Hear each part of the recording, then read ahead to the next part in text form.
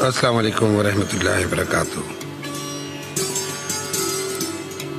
कैसे हैं आप सब लोग? उम्मीद है कि मिजाज गिरामी बखैर होंगे। एक छोटी सी बात आपके लिए कि हंसने नहीं देता कभी रोने नहीं देता, हंसने नहीं देता कभी रोने नहीं देता, ये दिल तो कोई और काम भी होने नहीं देता। और तुम मांग रहे हो मेरे दिल से मेरी ख्वाहिश, तुम मांग रहे हो मेरे दिल से मेरी ख्वाहिश, बच्चा तो कभी अपने खिलौने नहीं देता।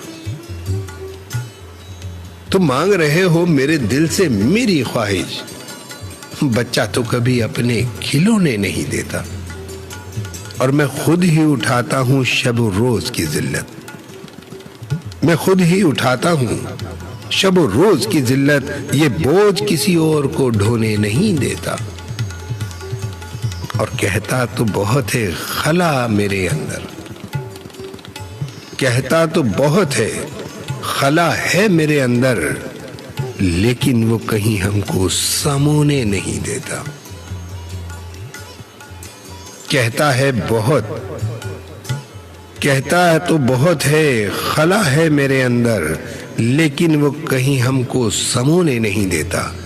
और वो कौन है इससे तो मैं वाकिफ ही नहीं हूं। वो कौन है उससे तो मैं वाकिफ ही नहीं हूं, जो मुझे किसी और का होने नहीं देता।